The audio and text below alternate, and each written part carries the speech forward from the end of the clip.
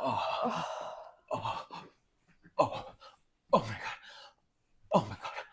Oh, oh, oh, Yay. oh, oh. Okay, welcome to episode 15? I have no fucking... I would whatever you assume, say, girl. yeah, it's like 15. If it's not 15, it'll certainly be marked as 15 Girl, regardless. I whatever think it you is 15, say. yeah, because I remember typing in 14 after the Sally Rooney, posting the Sally Rooney episode, which completely flopped, by the way. It's every time I expect one of these episodes to do well because we're talking about someone buzzy, it's like the whole world just ignores us. That is actually true. It's kind of like, I think, maybe impossible for us to gain traction. Yeah. Like, something in the universe. The cards are certainly stacked against us. And yet, it feels like we're still being gang stalked by Deborah Treisman. And I mean, I really do think we are kind of in this just like dynamic of suppression and surveillance. It's like she will be watching us and give us signals, but she's not going to let us taste success whatsoever. It's all to torment me just for my life choices. Yeah, and for being, it's all because I'm gay. Right. I think it's because like I dared to dream of being like an artist. You know what I mean? Like, I think it's because I dared to dream and I need to be put back in my fucking place. So yeah. Thanks, Debbie. I mean, kind of like the Sheryl Sandberg of it all. Is that her name? Is that the woman you're talking about? The like Lean In, the Facebook executive? Yes. Didn't she like tragically die? No, her husband tragically died. You know what? If there's one thing about a girl boss, it's that her husband will tragically die. To invoke Rachel Hollis again, her Disney executive husband offed himself. I gotta get a Rachel Hollis shirt at this point. Holy shit. Like, honestly, I do not think that there are better, like, sleep videos out there than just smoking as much weed as you possibly can. Hit the bong, put on an hour and a half long Rachel Hollis podcast episode, which is just sort of talking at you with like empty platitudes. Like I equated it last night to like someone doing like freeform jazz improvisation. Like, it really was impressive the kind of way she was able to pull out like trope after trope after trope and say nothing at all, and it was deeply soothing. It was exactly. So like sort of like the limits to the sort of like ideas she was talking about, it was like so narrow and like not concrete whatsoever. It was like invoke these things in no particular order, mix and match, deciding to do something, doing things that make you happy, because when you do things that make you happy, it aligns you with other good things in the future to come that will make you happy. Cyclical logic of just sort of... I bet Rachel Hollis is watching this like so proud of you right now. Like, she was really paying attention. And that's the thing, is you pay no attention and somehow you get like the entire... You totally understand exactly what she's saying. All of it, yes. And but she's saying literally nothing. I do, and it's like at the end of Perfect the day, sleep like recipe. This is like... you know, partly ironic, my like newfound appreciation of Rachel Hollis, but partly like I do feel like she's kind of like linked into our puss server, because she is just kind of like a naturally unlikable person. She is. Like, she literally is just sort of, and she was sitting there much like me, cross-legged, sort of just yammering on and on and on. I know, but and what is it that we do every, weekday morning? Right. The difference between her and I is that like I can't, she was like making this sort of like eye contact with the camera, and I like find that impossible to do. I find it really ridiculous. I would rather just kind of like look at my arms. Right. I don't even look at it usually, actually. Or I usually look at you. Yeah, and I'd rather not perceive myself. Buff and sexy. I'm like so ugly. So bad because you're so baby crazy, and seeing such a fertile, virile man in front of you just gets you like ovulating. Oh, me? Yeah, absolutely. I missed you were afraid. I thought you were just sort of... I do think we should do an episode where we've got like a rose toy hooked up to your clitoris and my clitoris-sized penis. Slay. I mean... Okay, wait. Yeah, I guess we could do porn. Oh, wait, what time is it? Okay, it's 10:41, I think. Yeah, we've been going since 10:37. You could have just asked me, bestie. I just always assume since you're a woman, you have no kind of handle on the situation. It's too mathy for me to be able to read the time, especially digital. I have a hard time with digital, you know what I mean? Yeah, absolutely, me too. It's confusing than the little hands. I, like, absolutely believe the opposite, but it's Yeah. like I think the confusion is more reflective of like my experience of time anyways. Right. Yeah, I'm just, I always have some like beautifully kind of like transcendent thing to say. What did you put in your water? No, this is coffee, but like Oh, I did that last. well, I You were don't know like, oh, why it was kind you. of bitter on the second cup, but like it really actually was One thing that you quite do that bitter. I don't understand how you do it is then putting ice in a pour over batch of coffee. So you're watering down a coffee brew that's already in itself like majority water. Well, I mean, first of all, I just a guess an point of contention, Americano, like yeah. all coffee is the majority water except for But espresso. So like drip coffee, like yeah, and I guess quite I would, and actually I guess literally I the guess same what I'm thing. saying is the only like brew to then immediately be iced coffee drink that I can kind of like stomach is an Americano. I was like, so you don't like iced coffee in general? Because If that's it's how they like, make ice, because they brew it over ice, baby. well, if it's brewed over ice, then like sure, but you are taking coffee that was not brewed over ice and then adding ice to it. That's the same thing. No, but like it's like if it's brewed over ice, the coffee itself is cooled immediately, so the dilution is like not as like I would say pronounced. Are you talking more about like the amount of time that I spend re-upping on the ice, slowly watering it down? Because that's totally a valid I critique. mean, I guess that's kind of what I'm saying, but Because as it mostly I melts, I just add don't. more ice. I've always found it a little bit like questionable the way you'll take like a cup of like hot like drip coffee that you brewed hot and then put ice in it and then Oh, drink that that's as just like iced how they coffee. literally brew it though. Like you go to Starbucks and And that's they why brewed I it mean like I don't 3 minutes ago and they did the same thing. Like, and I mean I mean because I the don't only thing I you know you're do, trying to kind of like one up me here, but I am trying to like, I don't order the iced coffee from Starbucks. oh, I'll I'm get sorry. an Americano. Oh, Yeah, okay. So it's not so like I'm doing anything unusual compared to yeah, but I do find it distasteful. distasteful. Yeah, Yeah, yeah, yeah, that's yeah. totally valid. Thank you Valid so much. critique. And you know I'm glad what? we could talk The through thing that. about the thing about me and you is that we're able to talk through our differences and Right. see eye to eye through our different Because the perspectives. thing is, if I had any And form of making espresso here, you better bet your ass I would only be drinking Americanos. I love I think Americanos. you should try I to think it's the scam your only way to parents do for it. a Breville Oh, I really should. Bambino.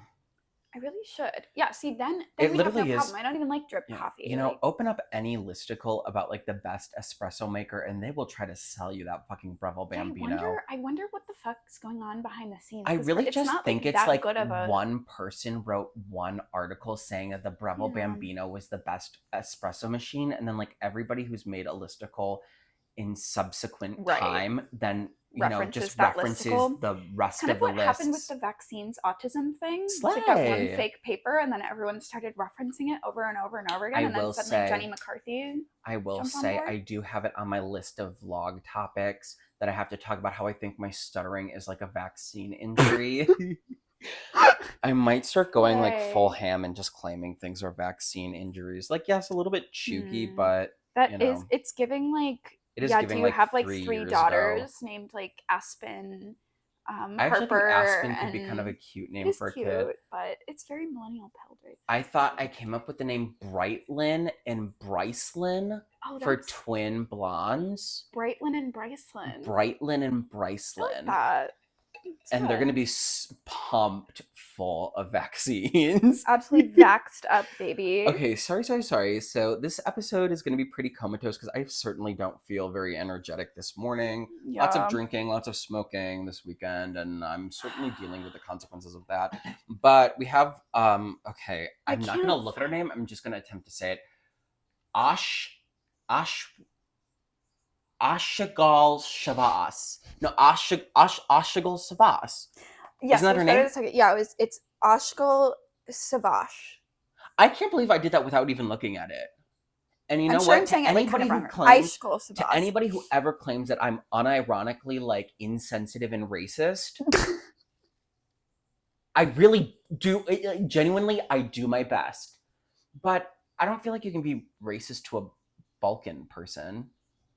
I mean, if we were European, absolutely, because they're like the shitter of Europe.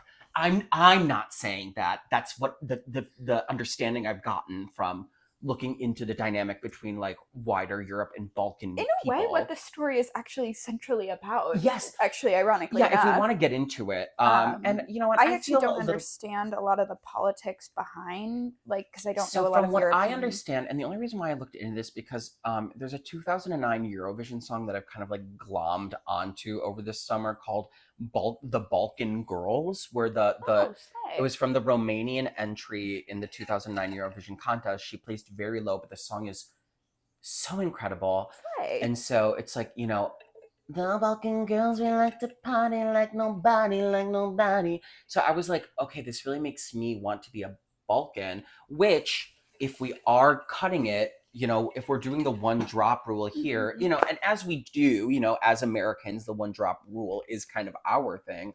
Um, I do have Slovenian ancestry, but the thing is Slovenians are not necessarily considered Balkan.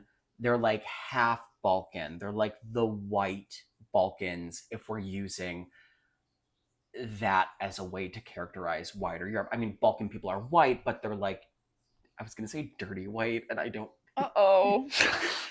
Somehow, every podcast episode, I'll just step in it, It's like, and I really don't even intend on doing this most of the time. But anyways, yes, the central politics of this story, and I mean, to Yeah. get into it, so this story is Freedom to Move by Ayşegül Savaş, and I can't say I really like this story because, I mean, in essence, it's definitely a domestic take a puff of your vape and move on type of New Yorker story. But I will say, as I was reading this for the second time, I was thinking like, okay, she's a skilled writer, whereas that French bitch, Camille, whatever her name was, is not a skilled writer. I saw a lot of parallels between the style of Oh, Chicago yeah, on I the kind of see Seine that. Yeah. and how this was written, not thematically, because obviously Chicago on the Seine, like, did like Oh, that's actually a really great point in terms of like the the way sort of in which they mode of, weave a yeah, story and use imagery and like riffing on a theme. right. And whereas my main complaint with Chicago on the Seine was that it was such an imposition of this like MFA strategy where you just riff on a theme for like the duration of a piece and then Right. like boom, you've said something. This I actually felt like she did it very subtly, very Yeah. naturally, and ended up actually kind of saying something interesting about, I mean, all Totally. the different ways in which someone exists as part of a, I don't know, like a diaspora. Would that be the correct way to, all the ways Yeah. that someone has like obligations to themselves and their family, um, contrasting between your point Yeah. of privilege being like kind of a liberated person who has the freedom to move compared to other Right. people who don't have that freedom. But also, the thing I liked about it is this Huh, that's a narrator really good wasn't kind point. of jerking herself off about like feeling bad about this. Yeah. This narrator was a kind of a cunt, but the narrator was a cunt because of just the, to invoke Kamala Harris existing in the context of all Right. which has come before and all which will come after. It's not that she was going out of her way to kind of be like vaguely sort of It like didn't feel classist. imposed, yeah, It's on the just that this is piece. like what life is, Right. especially when you have like a hired caretaker for one of your family members who you yourself are Multi-generational. not necessarily close to because you are Right. young and live abroad. So Right. I mean, I really liked how she wrote it. Yeah. I think she's a good writer. Do I like the story? I mean, I thought it was fine. Yeah. It sort Nothing of real. was. Again, it's what all of these New Yorker stories suffer from is the fact that I don't know why they keep using this space to just publish novel excerpts. Like these aren't Yeah, that's what I short was gonna say stories. too. These aren't Is fucking short stories. This it literally is becoming, the longer we're doing this podcast, like this is marketing space. I know, right? It's like it's because this is an excerpt from Long Distance, which is not the book she just put out. Maybe it's a story.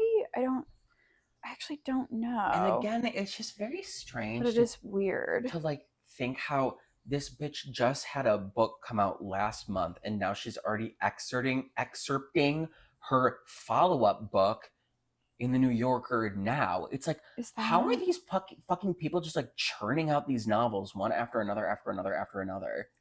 I don't know, but like that would actually be, I feel like we just need to get to some point of like momentum, some tipping point, and like that somehow becomes, you know, Let's like, look at pictures of her just really wait, what quickly. was it called? What was it called? The excerpt was from Long Long Distance. Distance? It must be a The other short story thing collection or worth something? noting is that this bitch has already had 5 stories run on the New Yorker. I think I really, Deb, Oh, it's a different story. Oh, wait, this is a reprint of from the January 31st, 2022 issue of the New Yorker. Oh, so they just excerpted themselves? What? I wish I would have No, known this this. is not. This can't. No, is it? Hold on, I'm trying to like load You with the skim very firewall quickly. thing. I just, So of classic. all the submissions that these people must get, not only is this her 5th publication in the New Yorker, but it's a republication of a story that was already ran 2 years ago. It actually, this doesn't look the same, so I'm not sure why. Well, maybe because it's like a middle excerpt. No? No, because this is told in third person. Oh. Unless, okay, I'm still scrolling to the bottom to see what's like. It's like about different people. With the headline Long Distance. Huh. I have no idea, actually. I mean, clearly she seems kind of means. enamored with this theme, I guess. So perhaps she's written multiple stories dealing with it. I guess I should have looked at the interview, which I did not do. Oh, yeah. Maybe that would provide us with some context. I didn't look at it either because I just feel like low energy. An interview with the story. And it's like we always try to look at these interviews, but then like they never really actually say anything that's like, I feel like we've gotten maybe like 2 or 3 times where there's been like good payoff from the interview, like things that we can continue to talk about. Right. Oh yeah, they're mostly just talking like thematically and like going through. Oh, the narrator is pragmatic or even selfish in the moment the reader might have anticipated. Do you want us to be surprised by her response? Who did this interview? Which one? Cressida. Yeah, Cressida, I would say, is probably the most skilled interviewer. Yeah, she is actually. Connection, freedom to move. Okay. I will say, I found when I was trying to do research on her, I found a blog from this like older gay man who lost. He was in the running for Cressida's job and lost it to Cressida, and it's kind of a snarky blog post about like how all of the New Yorker like editorial staff like already knew Cressida and were like complimenting how like sweet and beautiful she was. It was actually kind of a funny piece of writing. Oh my god, this chunk of earwax that I just pulled out of my ear. I will rub this on my inner thighs so you don't have to like put it on my couch. I won't. No, I will just like sort of rub it into my area and take care of that when I shower later. Slay. You know, I'm a man. Yeah, just doing manly things. Yeah, just rubbing my own earwax all over myself. As you should. What did you think of this story? Oh fuck. So I thought it was actually, you know, like you said, like a sort of interesting, realistic, sort of like not overly imposed or heavy-handed thematic exploration of like, yeah, not only like sort of physical distance, but also generational distance. And like, I don't know, it made me sort of like sad a little bit. Did we do a plot recap of it very vaguely? I don't think we did. Oh no, we didn't. So the plot recap is vaguely this. The first person narrator, who's Turkish, is visiting Turkey for a short period of time. Her parents are divorced. She is probably like, I don't know, in her like 30s, early 30s. Yeah. Her parents are divorced, and she, her father's father, so her grandfather, the narrator, is being taken care of because he has some sort of vaguely undefined he's ailment. Like in the process of dying. He's basically just like dying. Yeah. And he has a caretaker who's, you know, like a middle-aged woman from Georgia, the country. And as well, the woman's 19-year-old daughter, the caretaker's daughter, is there that day. Apparently that, you know, she helps sometimes, but not always. So our narrator goes to visit her grandfather, and then it's like her, the caretaker's teenage daughter, and her grandpa. And so they basically just have lunch, and then everyone's trying to get the narrator to like stay longer because her grandpa's like, you know, dying and like lonely, and watching some like soap opera on TV. And she's like, actually, no, gotta go. Just have a short time to visit. And then the caretaker asks, hey, by the way, would you be able to talk to your dad? Because I want to take this vacation to visit my family in Georgia, like over the summer. But like your father doesn't want that to happen.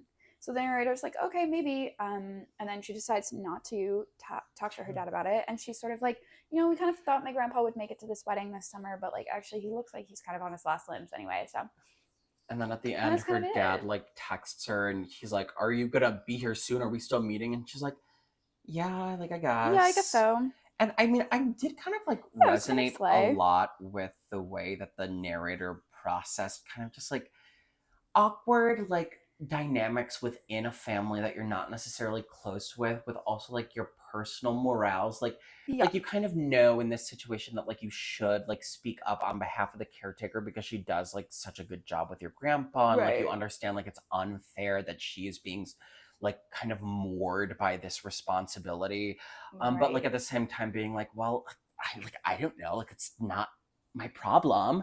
And then like like kind of the shame of feeling like you have to like do the right thing by like staying with your grandpa longer and talking to him, right, but like when you're actually there talking to him, it's like kind of stilted and awkward right. and weird, and you're like, That's a good point. Yeah, and yeah, it's yeah. like, and it's whereas the caretaker and her daughter were actually doing a pretty good job of being like intimate and like kind of fulfilling Right, this like old man's right, need and like requirement for right. human So the connection as narrator's he's kind of like, like, yeah, like like what am I oof. gonna do Yeah, then? like, oh, okay, like whatever. I can't really And make this even just better. like the WhatsApp group chat she had with her cousin, she's like, all we do is kind of like send each other like funny things we see on the internet. It's just Hmm. yeah, I just kind of like it really captured very well, in my opinion, just the awkwardness and kind of just like uncomfortable reality of having to like exist within a family system when you're like, Exactly. I don't know, like not necessarily like tied to anything directly. Right. It's also, yeah, I think it was just rendered really sort of realistically in a way that was like these themes. I mean, I wish more people did this because it's like the theme sort of comes to the top, because it's rendered so realistically rather than like, I'm going to set out to write a story that Yeah, explores family and and then, I'm gonna hit this yeah, plot and then sort of point. like shoehorning it in. So, like, I actually really did appreciate that aspect, and it did sort of raise that feeling of existential dread in me that's like, time keeps Yes. moving. Oh, okay. To go back to Yep. something that we would Okay. invoke a lot in the earlier episodes of this podcast. Mm-hmm. Yes, compared to just take a puff of your vape and move on, touching upon something that does feel kind True. of like human and sort of like a little like, ow, a little A sore. little needling. Yeah, Yeah. it's And like, so, okay. and this does this, but I will Right. say, like, undoubtedly, this is like an excerpt to a longer piece, and it does not leave me feeling like satisfied. Right. And Right. that's why Which is I would not give this more than 3 out of 5. 3 out of 5, acknowledging that this but it woman was actually that is was good. like, I would Yeah. say, a really talented writer, perhaps one of the more talented writers I would say we've Totally. read so far. But like, God, Deb, can you like you are probably being paid so much fucking money for your job. Can you do your job?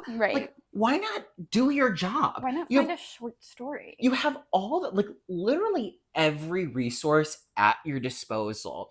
Probably every like vital writer who is writing now is submitting their stuff to you. Like, truly, honestly, really honestly, like, why not kind of like jump in?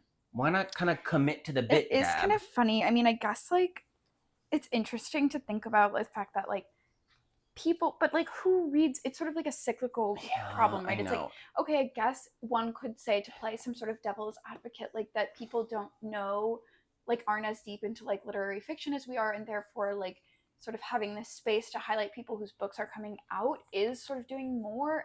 I don't believe this, but like one could say that. But then it's like, okay, but who the fuck reads the New Yorker? It's not like my, I don't know, my Yeah, uncle's reading it or exactly. like whatever. It's like it's made for a very specific group of people that probably already know all these people in some sort of form anyway. So it's like, well, Yeah, okay. I mean, I don't know. I do not know. the fact It's that you just would very even try lame. to play devil's advocate to me like really demonstrates to me that you want me to kill myself. You think I You should know, jump out of this window behind not us. actually at all what I was doing, but like, I mean, I think you hate there's the tour. me. um, I I'm just trying to highlight how hypocritical I'm just trying the to New poke Yorker holes is. in your like very flawed logic and make it completely clear to anybody listening that you Poke those should holes kill. into me. Fuck, fuck.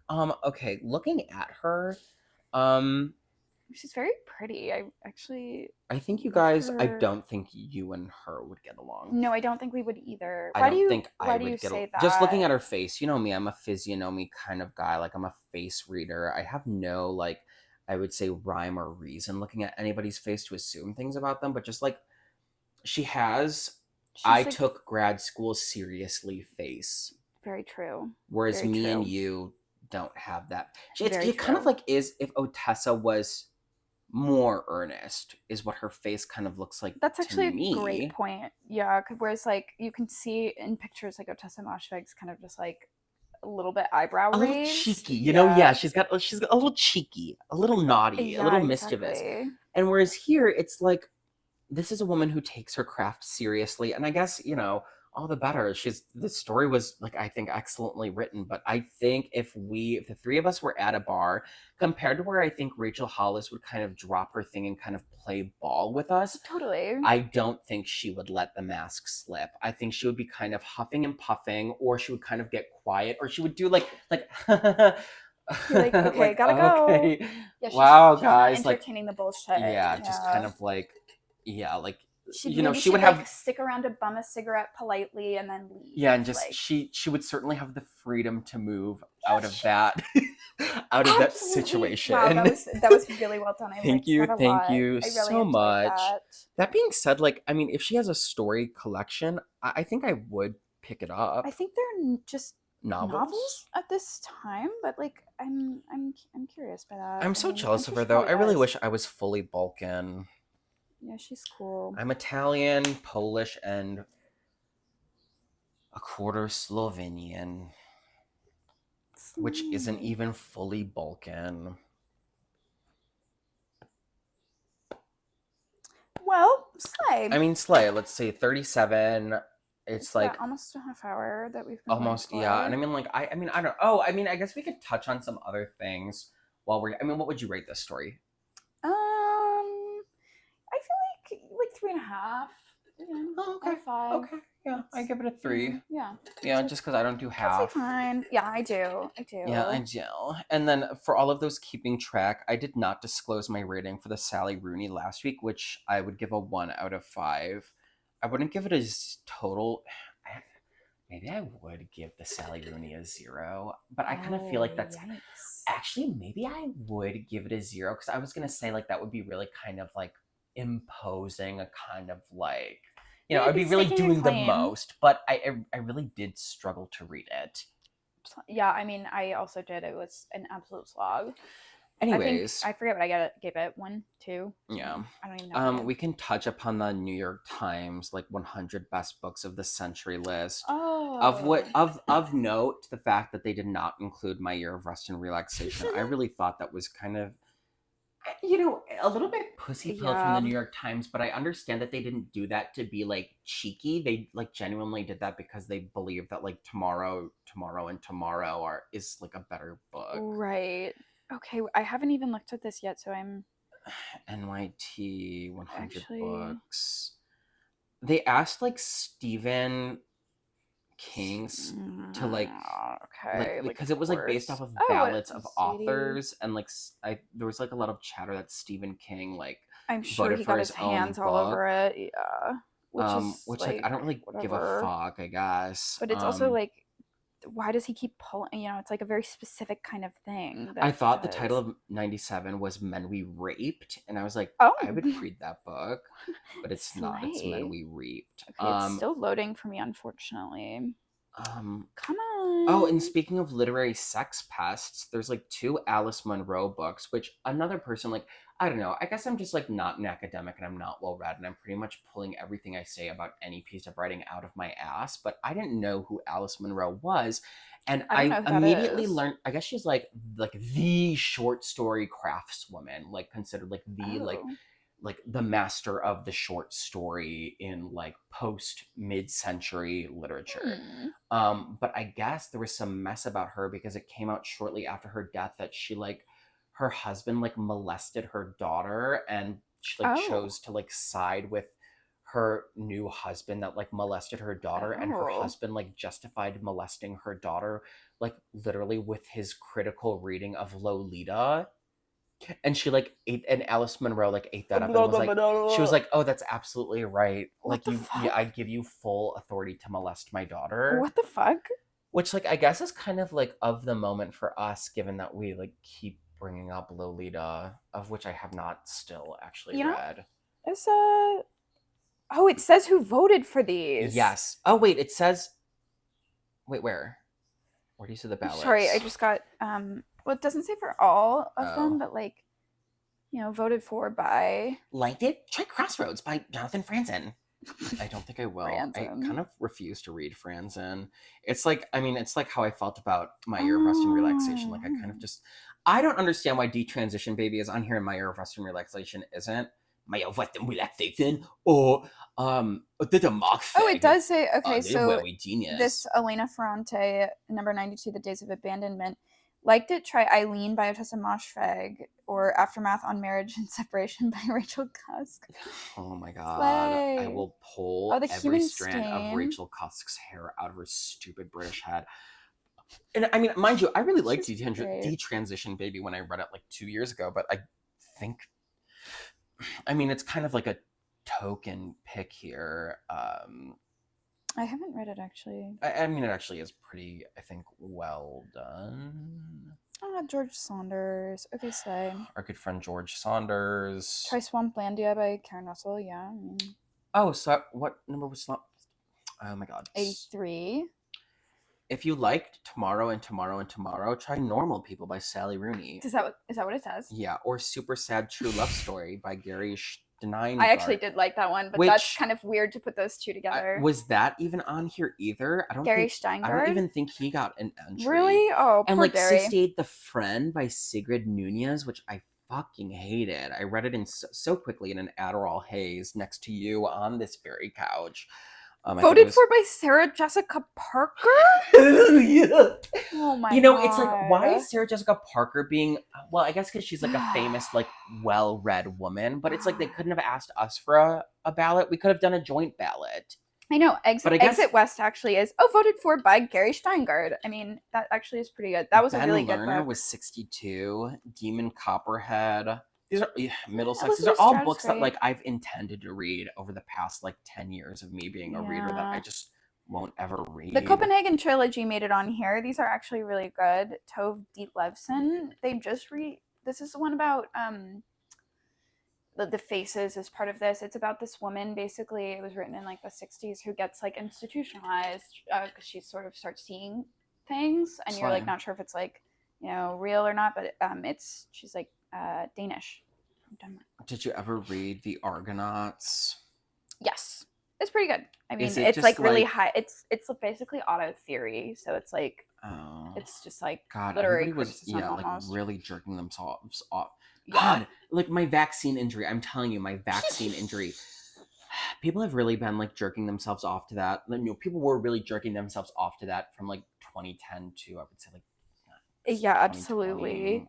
Wow, Gary Steingart voted for many of these on here, but he did. Oh, of course, 1004. But like, where's he on this list? I don't think he has an entry. I actually do want to read Demon Copperhead. A Visit from the Goon Squad being 39 feels suspiciously low to me personally. I feel like it's more influential than that. Yeah. Oh, shit. I mean, I guess I don't really have anything like. I mean, me and you, when we were drunk walking around Milwaukee, we had a great time sort of whooping it up about this list. I know. But I think it was really probably mostly because we were, like, at that point on our way to a healthy, like blackout. Yeah, exactly. Sort of state of being. And actually, like, in context, existing in the context of all that has come before. This is a great book. After me, what? Nickel and Dimed by Barbara. It's nonfiction. It's about, she goes undercover and works at McDonald's to see if you can get by. Oh, slay.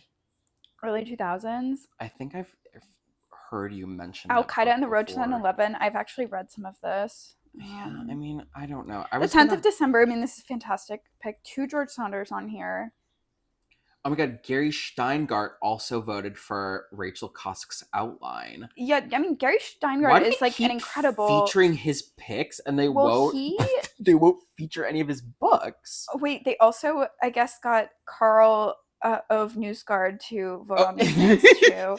But you know what's really funny is Gary Steingard. Actually, you can look up. There's like somebody who tracks it on Twitter. He writes the funniest book blurbs like ever. Somebody compiles them sometimes, and they're just like Is he really fucking hot? funny. No, but No? he's Okay. really really funny. Maybe and we I should think he's do funny. a special episode. Oh yeah, Oh, like not to try. hot. Have you read The Vegetarian? Oof, not hot. No, I haven't. This I looks very remember. slight. Oh. I remember every time someone says vegetarian, I have this kind of like PTSD flashback to middle school when a guy asked me if I was a vegetarian or if I ate cock meat sandwiches. Oh my god. And I like had to like say as a 7th grader, I'm a vegetarian. That is just I like fell so... right into his hand, hook, line, and sinker. Yeah, My like tender little gay voice having to like trill out, I'm a vegetarian. And it, and it sucks that you have to just sit with it. And you know what? Like he really actually kind of bodied that. Are you a vegetarian or do you eat cock meat sandwiches? It's like, I mean, it's pretty like literary when you come down to it. I will say that same guy. I mean, me and him ended up kind of becoming close friends. He was kind of like a Chet Hanks style hood white guy. And at one point when we were both 16, he did send me pictures of his feet when I asked them for them from him. Wow. We had kind of a vaguely homoerotic, but then he got someone pregnant. So, and the girl did have the teen baby. So we were not able to ever like connect fully sexually, but he was kind of like my mirror image. Like I was him if he was gay, and he would be me if I was straight. That's actually so interesting. I wonder what he's doing these days.